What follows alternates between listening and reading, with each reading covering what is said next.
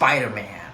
So Spider-Man is directed by Sam Raimi, the one and only Sam Raimi, and it stars Tobey Maguire alongside Willem Defoe, Kristen Dunst, James Franco, Cliff Robertson, and Rosemary Harris. The film centers on an outcast teen genius, Peter Parker, who develops spider-like superhuman abilities after being bitten by a genetically altered spider and decides to use his newfound powers to fight crime and protect the people of New York City as Spider-Man after the killing of his late Uncle Ben. Alright, so, you know, this movie came out all the way back in 2002, and it's 2001, it's 2021, I'm 21 years old, which means I'm 21 years old, and if you do the math, I was 2 years old when this movie came out. I don't remember seeing this movie in theaters, but I definitely remember seeing Spider-Man 3 in theaters. We'll talk about that movie when we get there.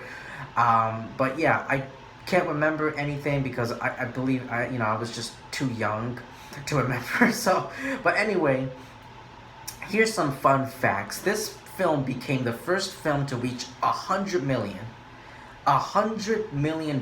in a single weekend, as well as the most successful film based on a comic book at the time. The number one most successful film based on a comic book all the way back in 2002 at the time. So yeah, it was a and all, not just that, but Spider-Man, this movie is credited for redefining the modern superhero genre as well as the summer blockbuster. And it really is, like, this movie is, I mean, yeah, there are some cheesy and corny moments and lines in the film. Like, superhero movies back then, like, in the 20th century to, like, the early 2000s, the early to mid 2000s, superhero movies were still trying to figure themselves out. They were very corny, very cheesy, very stupid and ridiculous. And people make fun of them. And not just that, but like, the dialogues and, the lines and the costumes and everything was so terrible. But yeah, it did redefine this movie. And oh my god, this movie is just so, there are some dark moments in this movie. Like, there are some dark and, like, fucked up moments in this movie. And I was like, and it's just amazing. It really is. Now, Toby Maguire, like, this movie opens up with the bus scene where, like, Peter Parker is trying to chase after the bus.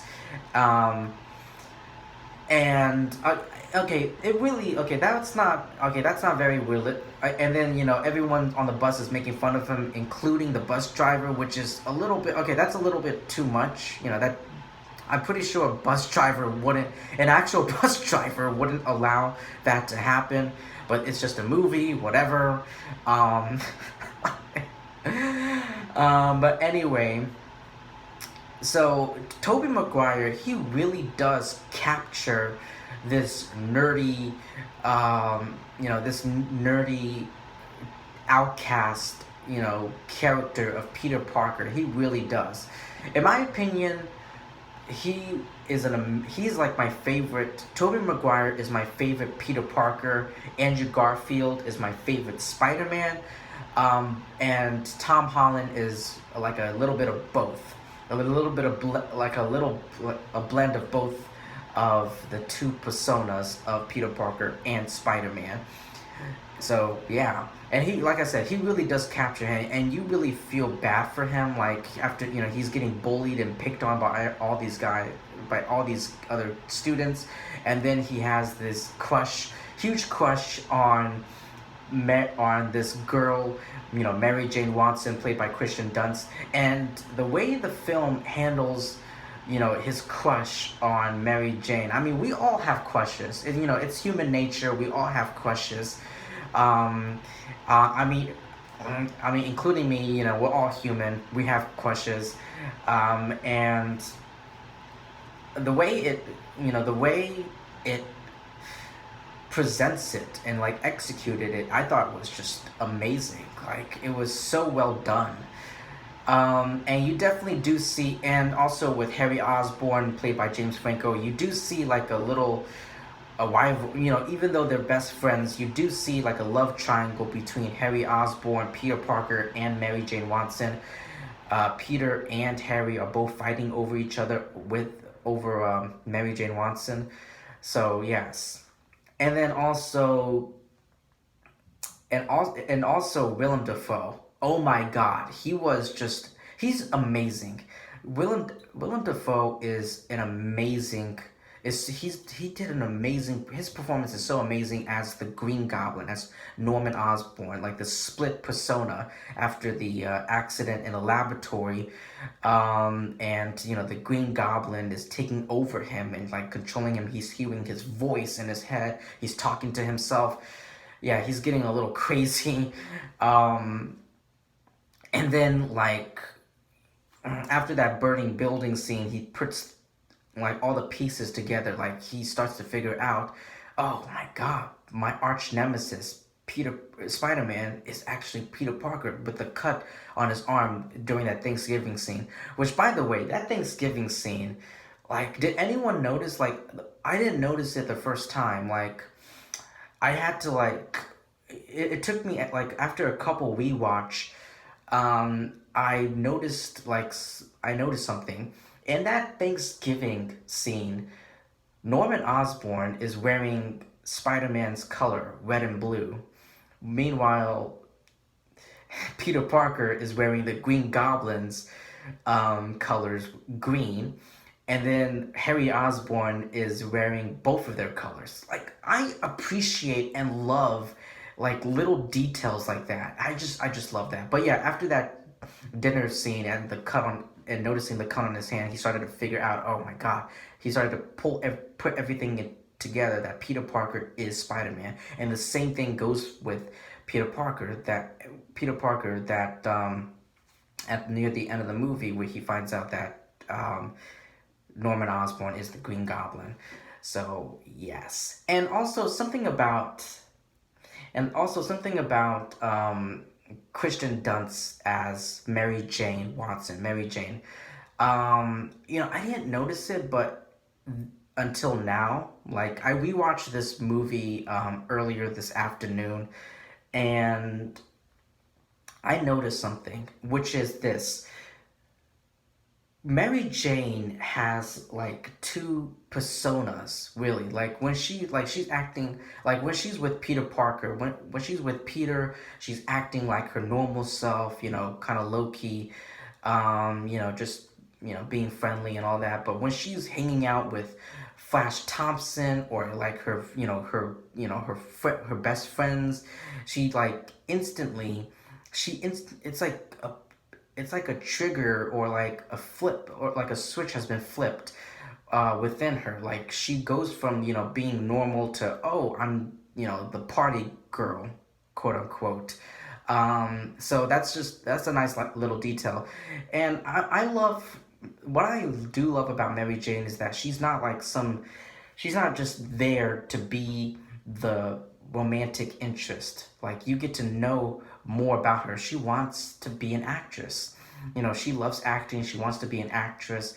Her family, her home is just filled with abuse and screaming and yelling. Um, so yeah, you get to know more about Mary Jane. So yeah, and also how can I not? And also, Rosemary Harris and Rosemary Harris is amazing as Aunt May, but Cliff Robertson as Uncle Ben. Oh my God, that he is phenomenal. I love him as Uncle Ben, and also that speech that he gave to Peter in that car right before he died, right before he got shot, about with great, the iconic line, with great power comes great responsibility. You really feel that. you really feel that. And then when Peter said, And well, when Uncle Ben said, I know I'm not your father, and then Peter said, well, stop pretending to be, and like I was like, damn, Peter, that was cold. You shouldn't have said that. But yeah, this is a huge lesson to Peter Parker when he loses Uncle Ben. So yeah, and so here's the thing about this movie isn't perfect. Like I said, this movie came out in the early 2000s, like the week like this movie came out in the early 2000s, and comic book movies, superhero movies, they were still trying to figure themselves out back then. Like I said, in the beginning, comic book movies were ridiculous and stupid and cheesy and corny, and you feel a little bit of that in this film. I don't think it's like an overabundance amount. But yeah, definitely. And also, Green Goblin's costume is an issue I have with the film. It looks like a lot of people are making fun and just saying it looks like a Power Ranger costume. My nitpick would have been my nitpick would have been to maybe add a little bit of purple in Green Goblin's costume. But the name is Green Goblin, so I get it. But yeah, his costume, the Green Goblin's costume, looks pretty stupid. But hey, I take. But hey, you know what? I choose the Power Ranger Green Goblin over the AIDS, STDs, Dane DeHaan Green Goblin and the Amazing Spider-Man 2. Oh God, with the face herpes. But anyway, yeah, that's an issue with it. But there are like action moments. There are some scenes in the movie where I did notice some CGI and it didn't look too good, especially with Spider-Man, swinging around, jumping here and there from like all the way up there. So it's definitely noticeable, but it's not too much. Like it didn't take me out of the movie or anything. Definitely not. And the thing about Spider-Man is that yes, there are some. The thing about Spider-Man is that he is very funny. Like he has his quips, his jokes, and they're there. But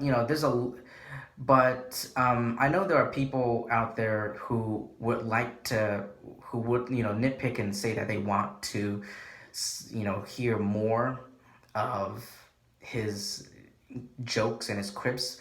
But I feel like there's a line between being really funny to being a straight up asshole. Okay, you're not funny anymore. You're just being a dick. So I feel like they balanced it pretty well and very decent enough. So not too much of it or anything. But yeah, definitely that. And what else? What else do I want to talk about? Oh, yes, Danny Elfman.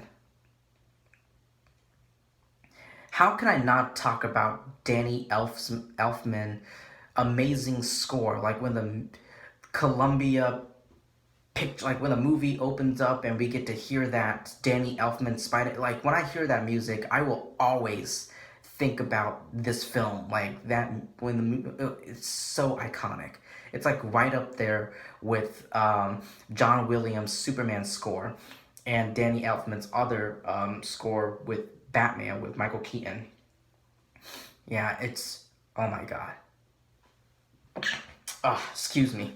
But anyway, that is that, and yeah, I love the score. The score is amazing.